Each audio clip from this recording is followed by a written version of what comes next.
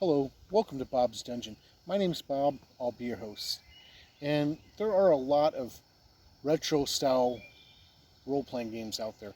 And what I mean by retro style is games that are made to capture the feel and the essence of classic Dungeons and Dragons. Now, when I say classic Dungeons and Dragons, what I'm talking about is the late 70s and on through the 80s versions of Dungeons and Dragons.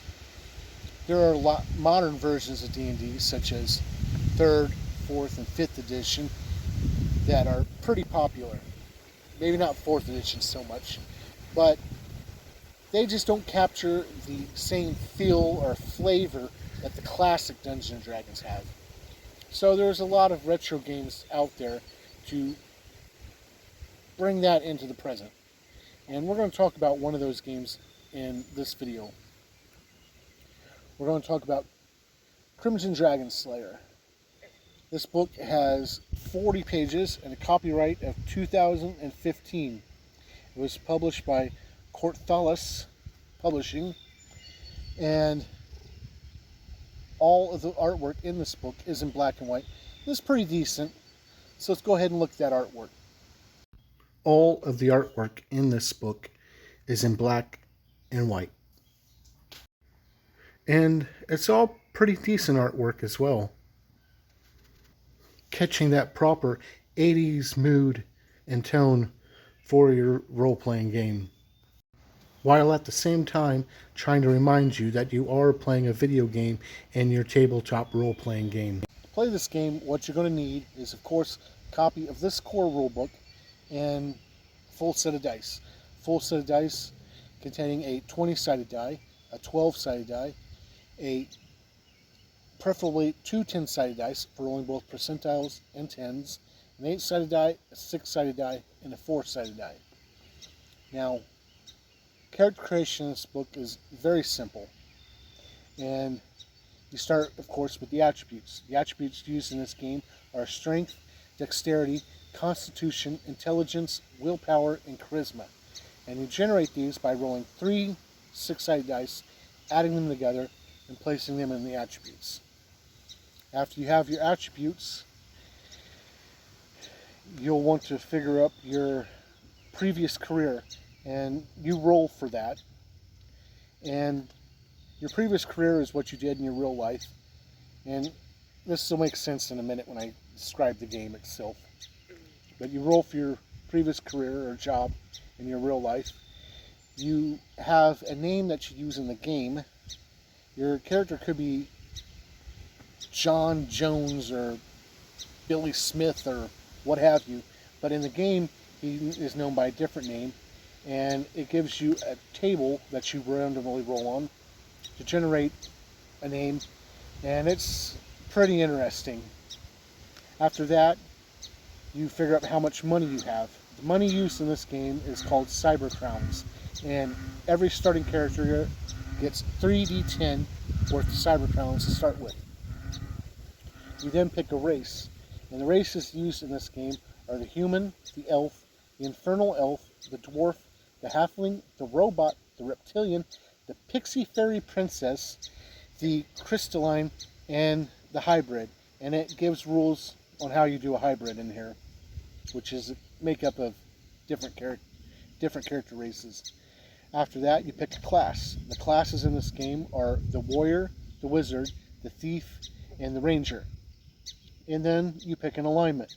The alignments in this game are good, evil, and neutral. And that's pretty much it. You buy your equipment and you're ready to go. That's character generation. And basically the story in this game is you just bought your... It is the year 1983, and you just bought your brand new Infravision video game system with a video game called Crimson Dragon Slayer. And due to a mishap with spilling Jolt Cola on it or some nonsense, once you start up the game, you are teleported into the Crimson Dragon world. And you take on the role of the character you were going to play in the video game. That's the background for this game, which is, I find, both hilarious and extremely interesting all at the same time. You can, as you progress in levels in this game, you can progress all the way up to 10th level. And at 10th level, you complete things for your character, and it tells you how to do that. But as you gain levels, you get bonus dice to add to your dice pools, which equals to 1d6 per level. These replenish like hit points after you rest. And so that's pretty neat. Now, your dice pools in this game are generated depending on the type of task you're doing.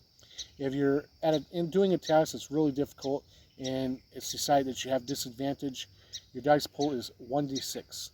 If it's a standard action with no complications, no bonuses, nothing like that, 2d6.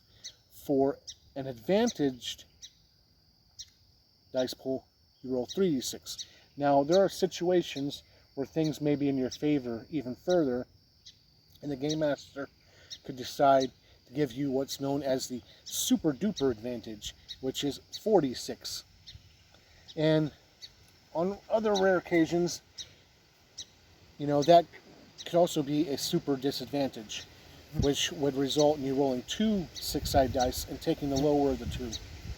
Now, if the Game Master wanted to further, he can give you a 5d6 advantage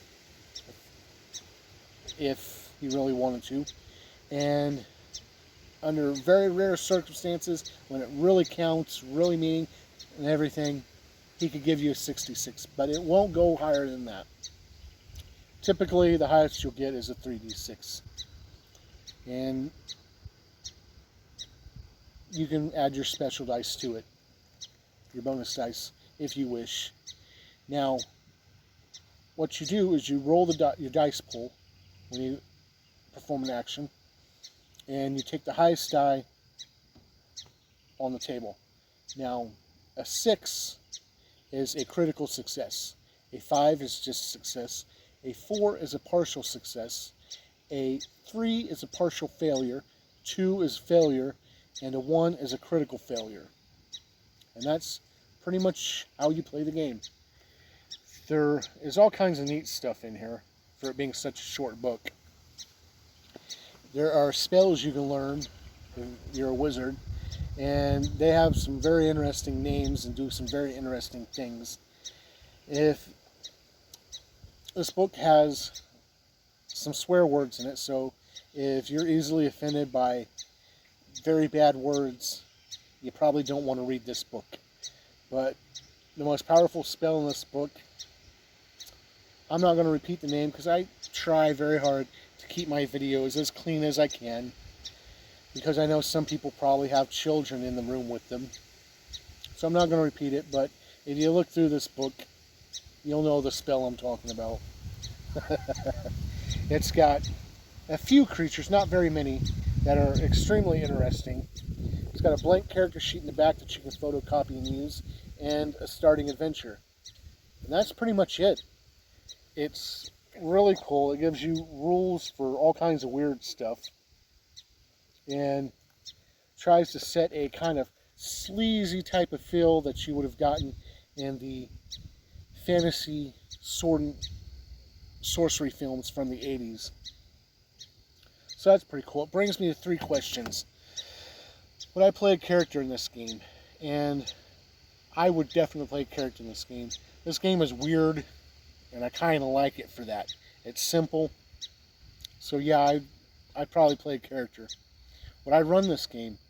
Absolutely. If I had players for it, I think this would be a fun break from all the crunchy, complicated rules that you find in other games. It's very simple to play, very simple to run. Kind of lethal, but hey, if you die, you don't really die. You just wake up in front of your game console, and you can play again. Would I recommend this game? Yes, I would recommend it. At least checking it out a little bit. It seems like it'd be a lot of fun. But like I said, if you don't like bad language, then you probably don't want to really look through this book much. But that's okay. I don't mind bad language. So thank you for taking a look at this book with me, and hopefully you'll join me next time where we'll talk about something else. Bye.